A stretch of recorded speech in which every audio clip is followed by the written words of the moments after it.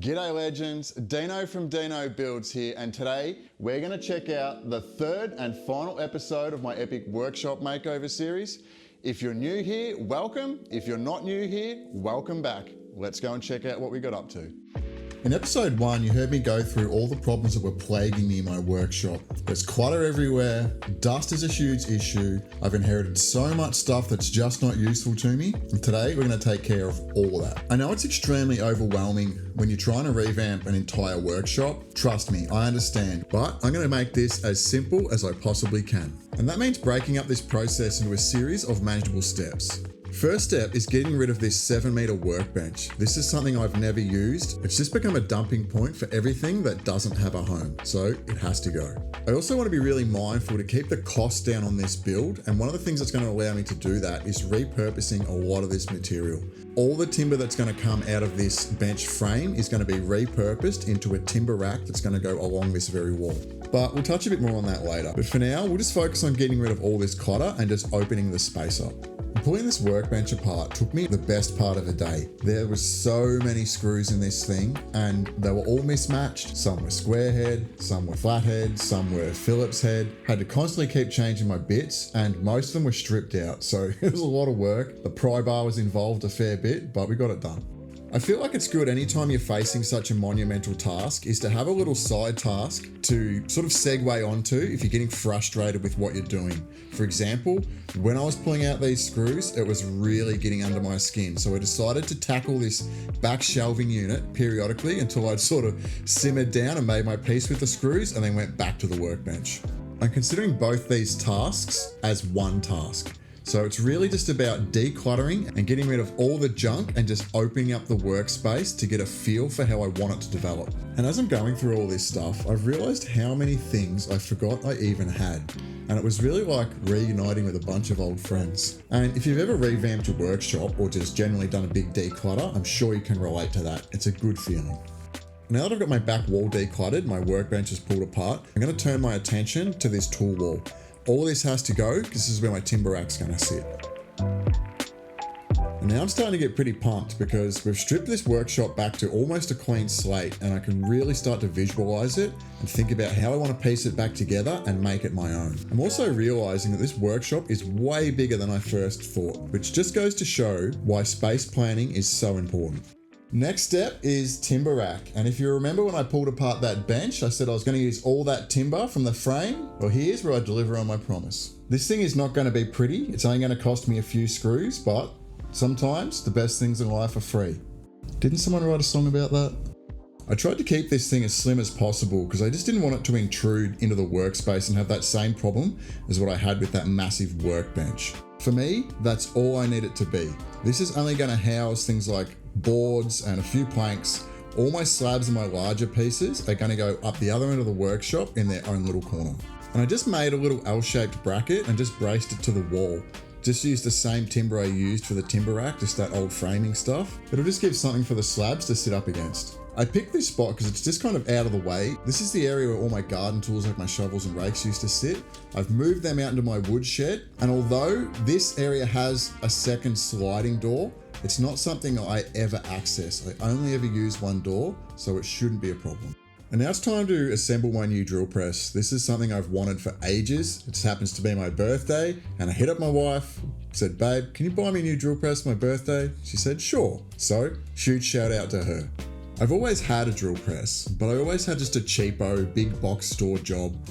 Every time I drilled a hole, it would just flex in every way possible. I could never get a straight hole, so I'm stoked to have this. This has been a huge want for ages. Now that I've got this workbench out of the way, I've actually got somewhere to put it. And in front of this window will be the perfect spot, so it's going to offer me heaps of light. Next step, I'm just going to make a couple of little trolleys to sit my sander and my thicknesser and things like that on. Chuck some wheels on it, I'll be able to roll it around wherever I need it. And that's the kind of flexibility that's really going to help to improve my workflow. And I feel like that's a really good solution for anyone who has limited space. Mobility is so important. And that old workbench is the gift that just keeps giving because I repurposed more of that wood to make this trolley. My clamp wall has been such a huge point of frustration for me within my workshop and my workflow. I've thought long and hard about how I want to perfect this, and I realized that I've thought probably too long and too hard about it, and simple is probably best. So that's going to be my approach. So without overthinking it, I'm just going to take my old workbench top, I'm going to rip the dodgy bit off the end, and I'm going to screw it to the wall, and that'll give me a really good sense of the space I've got to work with, and then I'll formulate some kind of brackets to mount everything. So for the brackets, I decided to make essentially just some 90-degree brackets with a little 45-degree angle brace in there to support the weight. All I did was ripped down a bunch of this form ply through the table saw, docked it into pieces, and then just cut some little triangles and screwed it together. So one good thing about cleaning out your workshop is that you find stuff that you forgot you even had, like these cool old DIY profile things that my dad used to collect, house building manual, Reader's Digest 101, do-it-yourself projects, how to build a swing set, ooh, what was that, a billy cut? How to build a little workbench, a toolbox, all kinds of stuff. How to build a chair. I love this stuff, all the old illustrations. This is super cool. Yeah, these things are awesome. Kitchen dining. Look at that. The 80s, man. Now that I've got this back shelving unit cleaned out, I'm starting to think about what's left, and all of it's pretty good stuff. The problem I always had with this shelving unit is it always filled up with dust, and I was really worried about long-term everything getting ruined. So we're going to put some doors on these things to protect things like these books. These things are so sentimental to me, and I remember reading these when I was a kid and fantasizing about all the things I can build. Now I'm actually going to use these. And spending more time with these books and going through them, there's so many cool future projects and so many cool videos that can be made out of these things. I had a couple of things to overcome when installing these doors. Whoever built this shelving unit in the back obviously did not own a level, because this thing was so wonky. I did at one point consider pulling it all apart and trying to build it back together straight and square. That just seemed like way too much work. So I decided to just cut these strips wider, and that way I can mount them level without exposing any of the frame behind it. And that'll give me a level surface to mount the doors on. And it'll only be you and I that ever know, so if you can live with it, I can live with it. And having this black background gave me the opportunity to make this official. And what's more official than slapping your name on it? And this ex-shower unit is more evidence to back up my theory that whoever built this workshop slash house slash, I don't know what this thing ever was, one thing I do know is that they definitely didn't own a square or a level. So this space is going to turn into a standing height workbench with cabinets underneath and a tool wall that wraps all the way around. Outside of that, I really have zero plan here. This thing is just, I don't even know how to describe it. It's just so not right. All I did was sort of start with a level base, made a square, screwed it all together and just shimmed it so it was level. And at least that way, I've got something to work off. So I'm getting ready to put my workbench in here. And I knew this wasn't level, but I had no idea it was this bad. This is like true wonky Walpole style. Check this out. So, this is apparently level. Going uphill, wait for it, going downhill.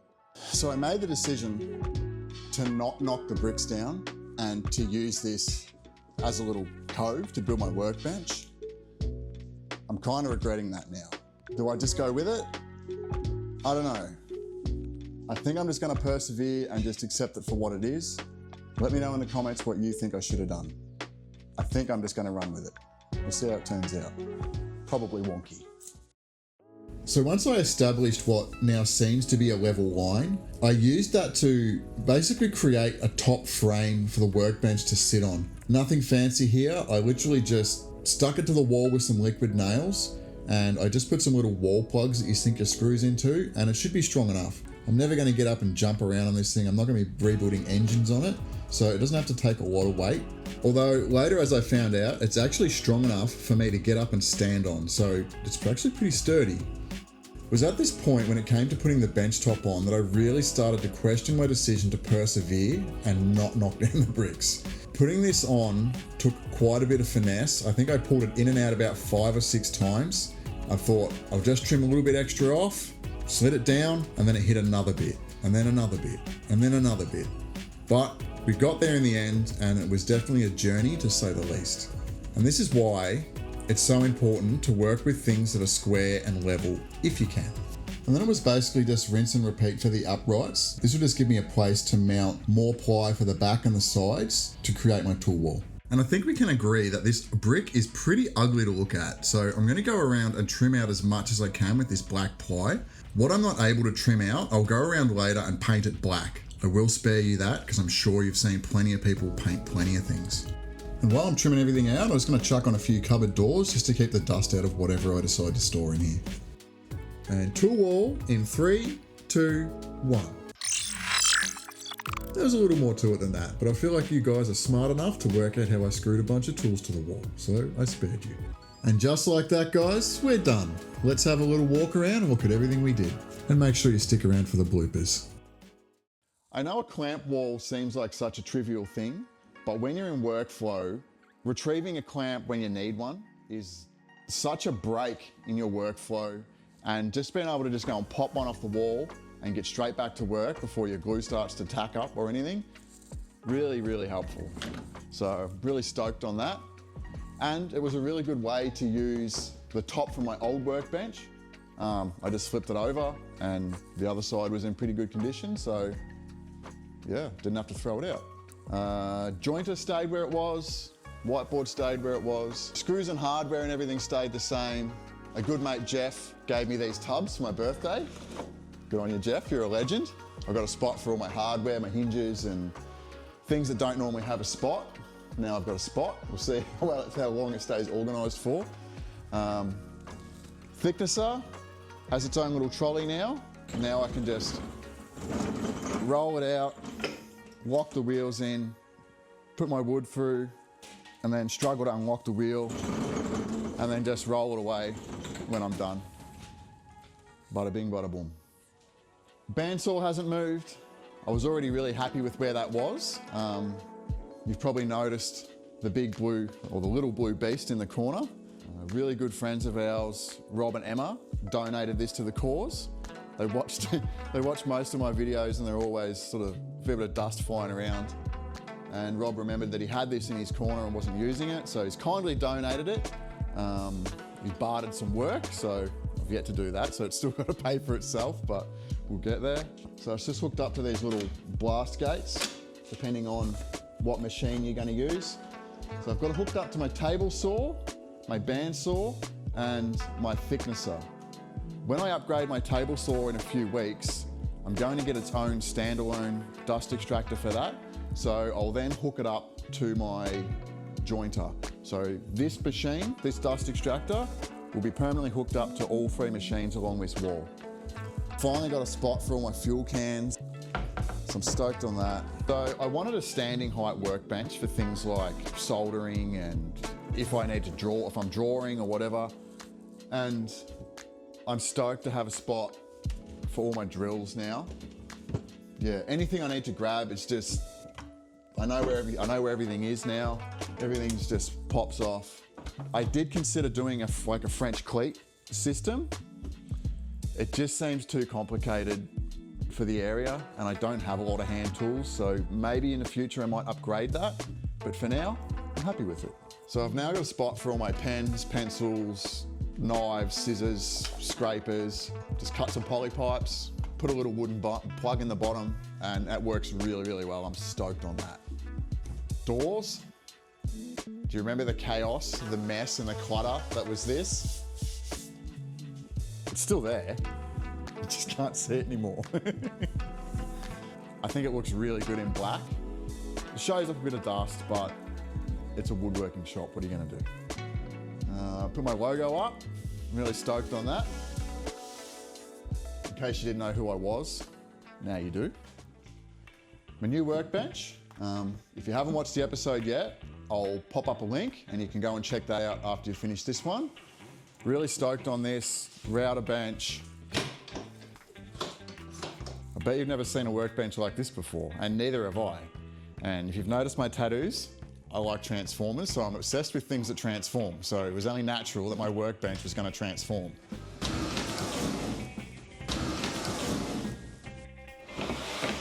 We now have a slab flattener.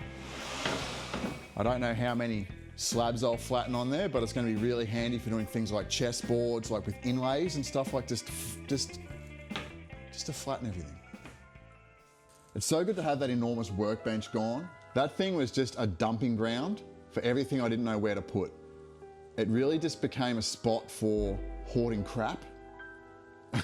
So getting rid of that was a good opportunity to have a good declutter and a good clean out. I threw out an entire cage trailer load of stuff from this workshop. I couldn't believe how much junk or things that I thought were important that just really weren't. So get in there and clean your workshop out, guys, come on. All the wood that I used to build this timber storage rack came from that workbench. So again, the cost of a few screws, and I think the result speaks for itself. I had timber everywhere, and now it's either here, there, or in the back corner. Everything's against this wall, so I know where all my timber is now. The air compressor's pretty happy here. I think that's a really good spot for it. It's kind of tucked out of the way. If you remember, I said in the original video I was going to put it under my workbench, but I decided to close that in and put cupboards in there. So that kind of eliminated that possibility. So now it just lives here. I've now got a spot for all my slabs that permanently live there, along with offcuts of ply and stuff like that. Bits that are too big to throw out or too good to throw out, so they'll just live there. Bigger sheets of ply are going to live across here, like full sheets. I will at some stage do a video and I will build a rack, a rolling rack to put all sheets of ply on, because it is a bit awkward to get them out from behind the miter saw. So I feel a trolley, something can wheel it out. I can get it closer to my workbench and then just lift them on at the moment. But that's a work in progress. So I've got a spot for my brush cutters now. I didn't want these outside in my woodshed. They're a bit too valuable for that. So again, offcuts from that workbench. I think it serves its purpose. I haven't hit my head on it yet if you're wondering, but I'm sure I will. Table saw hasn't moved. The only thing I did was turn it 90 degrees and hook up some dust extraction. This saw doesn't actually have capability for dust extraction. So I just made like a little plywood sump to sit underneath it and plumb the hose in from the other side. It's okay, we're gonna upgrade in a couple of weeks, so I'm not too concerned about it. It's a very temporary solution to a temporary problem. That's it for this episode, guys. As always, thanks for hanging out. I really appreciate your support. If you're not already, go and subscribe. I would love to hear your feedback on this whole process, so drop me a comment and let me know your thoughts. If you haven't watched episodes 1 and 2, go and check them out now. I'll pop up a link. And as always, guys, thanks for your support, and I'll catch you on the next one. Peace. G'day, legends. Welcome to episode 3 of my epic workshop makeover series. I'm 𝗕𝗘𝗜𝗧. This is...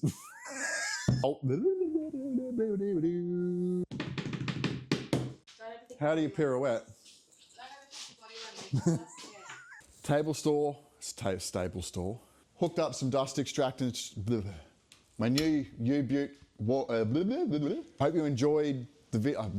If you have any, what am I saying? I remember. You hear that blowfly?